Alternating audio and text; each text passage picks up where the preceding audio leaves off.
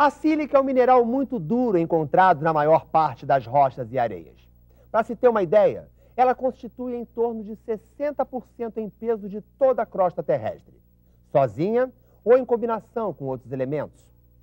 Várias matérias-primas contêm sílica em sua composição, como, por exemplo, a areia, o quartzito, feldespato, granito, argila e caulim. O quartzo é a forma mais conhecida da sílica livre cristalizada. Ela é a principal causadora da doença denominada silicose. A mineração é uma atividade potencialmente perigosa porque em quase todas as etapas da produção existe a emissão de poeira contendo sílica. Na construção civil, o perigo maior está nas operações de escavação de túneis e poços e polimento de fachadas. Na indústria de cerâmica, o manuseio de matérias-primas, a preparação de massa, rebarbação, furação, torneamento, esmerilhamento e lixamento são importantes fontes de poeira. Na metalurgia, fundição e siderurgia, as operações mais arriscadas são o corte, montagem e desmontagem de tijolos cerâmicos em fornos, moldagem e desmoldagem em areia, esmerilhamento, lixamento, polimento e jateamento abrasivo com areia. A operação de jateamento abrasivo com areia é a mais perigosa de todas, pois libera grande quantidade de poeira finíssima contendo cristais de sílica. No Rio de Janeiro, no Paraná e em Santa Catarina, o jateamento com areia é proibido. Mesmo assim, alguns trabalhadores continuam exercendo essas atividades, utilizando EPIs inadequados e sem consciência dos riscos que correm. A silicose é uma doença causada pela inalação de poeiras minerais que contêm quantidades de sílica que podem ser variáveis, maiores ou menores. O pulmão reage a essa deposição de poeiras de sílica, causando o acúmulo de tecido fibrótico dentro do pulmão.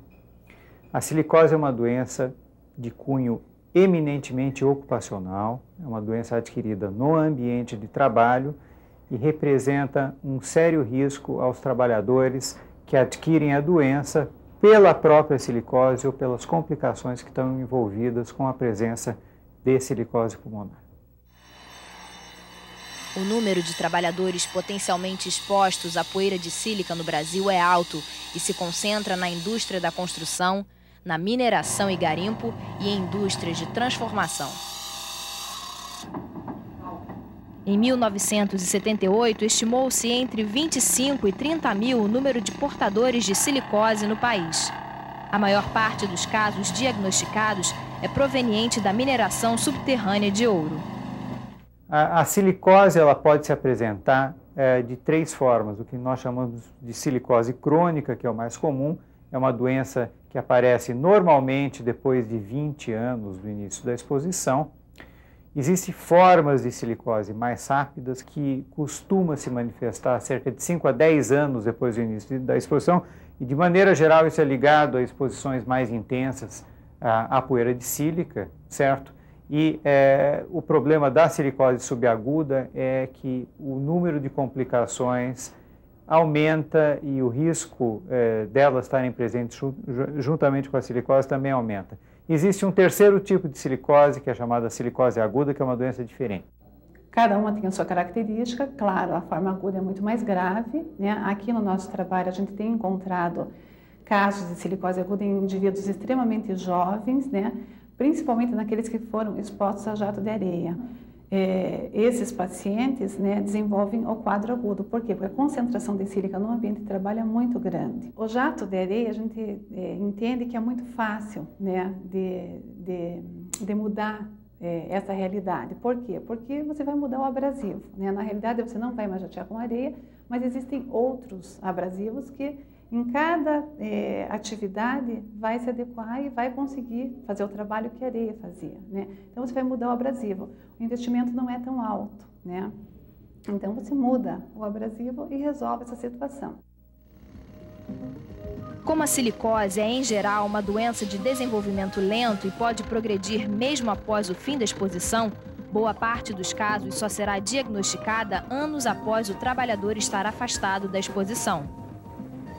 diagnóstico de silicose ele é feito com 2 pontos fundamentais. O primeiro ponto é a história ocupacional. Como eu já mencionei anteriormente, a silicose é uma doença de cunho ocupacional, então, de maneira geral, nós precisamos obter uma história de exposição a poeiras num determinado período de trabalho do paciente, aliado a uma radiografia de tórax que mostra alterações sugestivas de silicose.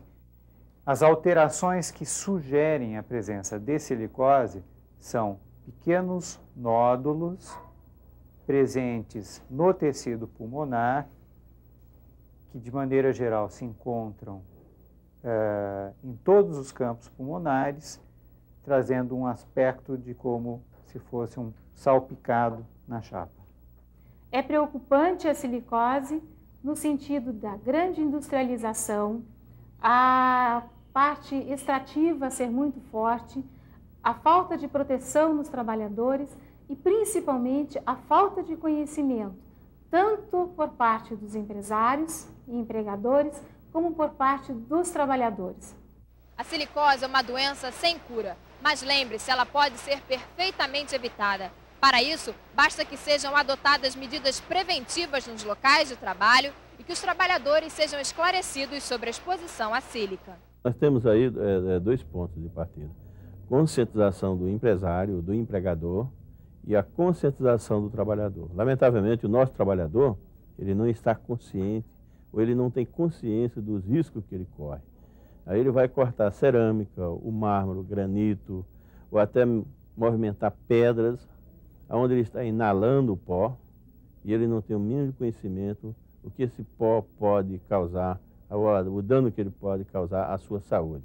Para resolver esse problema, nós temos que ter máquinas e equipamentos que produzam e que já tragam na sua concepção soluções que combatam, por exemplo, a emissão da poeira. Máquinas a úmidos, que são modernas, máquinas já nacionais, e que os fabricantes dessas máquinas também participem dessa reunião tripartite, dessa ação tripartite, não como mero espectadores, mas sim como participantes efetivos. A mudança de matéria-prima é a primeira medida de engenharia a ser adotada para substituir a sílica por um material mais seguro. A eliminação da sílica no processo, às vezes, pode ser realizada.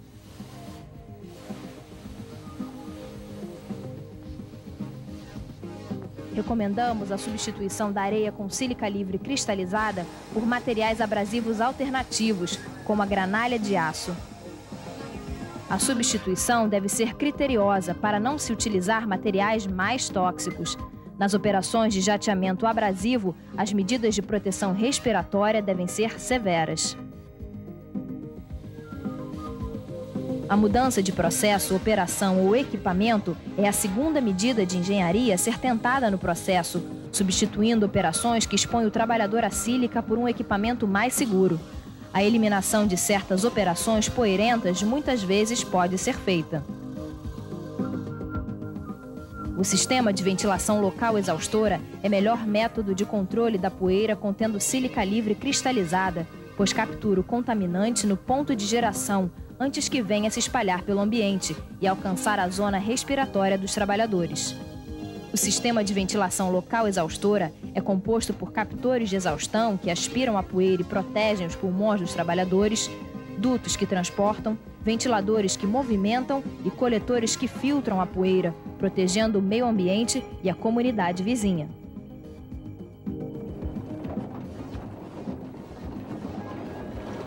O sistema de umidificação é importante no armazenamento, transporte e em algumas operações que podem utilizar água como elemento supressor de poeira.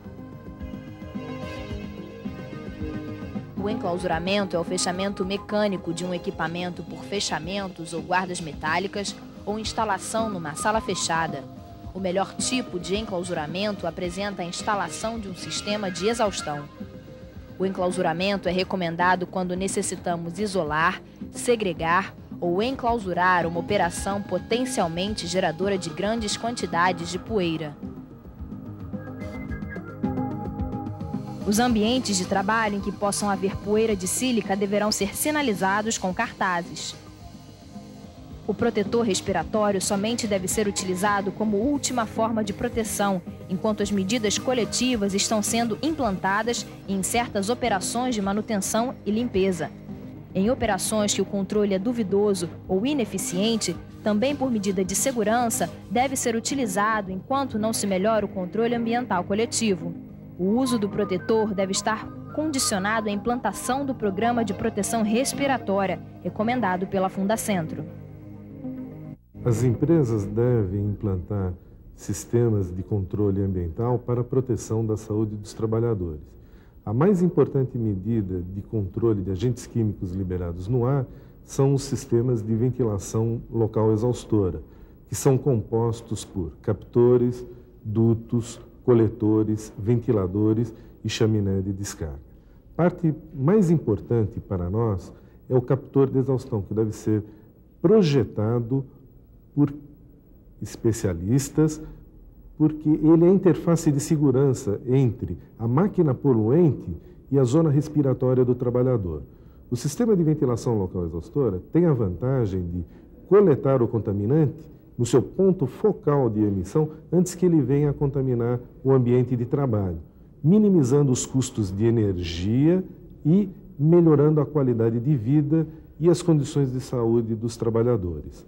Os filtros, eles garantem também que o meio ambiente e a comunidade vizinha também sejam protegidos. Ou seja, é um melhor sistema para controle da saúde do trabalhador e da saúde da população. Nós gostaríamos de salientar que existem medidas que são razoavelmente simples e que, desde que adotadas, elas por si só já melhoram o ambiente geral do trabalho, que é a questão da limpeza do ambiente.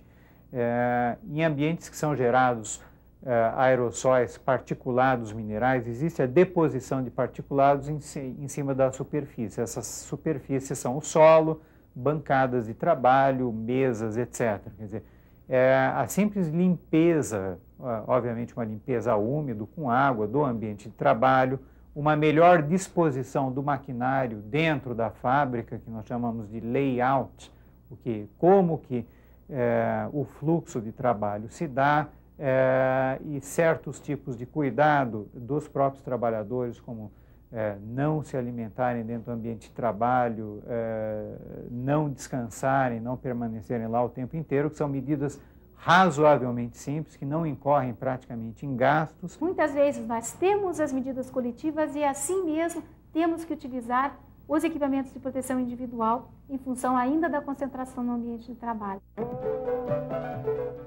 A medição da quantidade de sílica livre cristalizada indica o grau de contaminação do ambiente e pode indicar se as medidas de controle são eficientes ou não.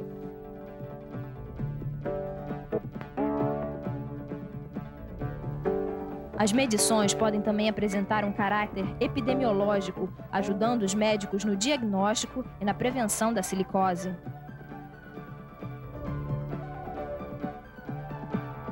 A higiene pessoal é muito importante, principalmente no cuidado com as roupas de trabalho, que podem ser fontes de poeira ao serem sujas. A empresa deve ser responsável pela lavagem das roupas. A empresa deve manter armário duplo para separar as roupas de uso comum dos uniformes. Não é permitido fazer refeições no local de produção. As empresas têm o dever de implementar todas as medidas de controle, bem como a obrigação de informar o trabalhador sobre os riscos e suas respectivas medidas de controle.